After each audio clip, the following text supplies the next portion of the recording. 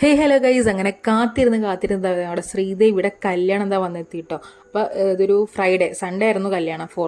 May 4-നായിരുന്നു കല്യാണം. അപ്പോൾ ഇത് ഫ്രൈഡേ ഈവനിങ്ങിലുള്ള ഒരു ഡേ ആട്ടോ ഞാൻ കാണിക്കുന്നത്. അപ്പോൾ വീടൊക്കെ ഇത് ഫുൾ ലൈറ്റൊക്കെ ഇട്ട് സെറ്റ് ആക്കിയിട്ടുണ്ട്. നല്ല അത്യാവശ്യം അവളുടെ കസിൻസും കാര്യങ്ങളൊക്കെ വന്നു തുടങ്ങിട്ടോ.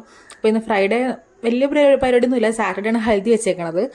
അപ്പോൾ ഫ്രൈഡേ നമ്മൾ അവൾക്ക് മൈലാഞ്ചൊക്കെ ഇടുന്ന ഒരു തിരക്കിലേക്കായിട്ട് ആ ഡേ ഫുള്ള് പോയിട്ടോ.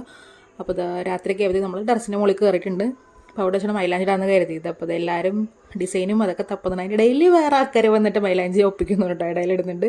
അപ്പോൾ അത് അവളുടെ മൈലാഞ്ചിൽ സ്റ്റാർട്ട് ചെയ്തിട്ടുണ്ട്, സ്റ്റാർട്ടിങ് തുടങ്ങി വെച്ചിട്ടുണ്ട്. അപ്പോൾ നമ്മളിത് എല്ലാവരും മുകളിലുണ്ട്. അവളുടെ കസിൻസും അതിൽ അപ്പുറത്തുള്ള കാക്കാരുണ്ട്. എൻ്റെ വീട്ടിൽ തൊട്ടിപ്പുറത്ത് തന്നെയാണ്. എൻ്റെ പല വീഡിയോസിലും മുളക് കണ്ടിട്ടുണ്ടാവും.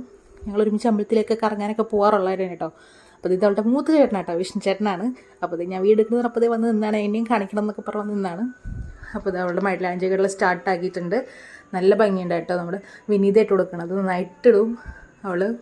അപ്പോൾ എല്ലാവരും നല്ല ഹാപ്പി മൂഡിലാണ്. പിന്നെ നമ്മൾ വേറൊരു പണിയില്ലാത്തതുകൊണ്ട് ഞങ്ങളുടെ ഇടവേളകൾ ആനന്ദകരമാക്കാനായിട്ട് നമ്മൾ സുലഭേൻ്റെ കുറച്ച് വെള്ളമൊക്കെ കലക്കി, കാരണം നമുക്ക് വേറെ പണിയില്ലല്ലോ.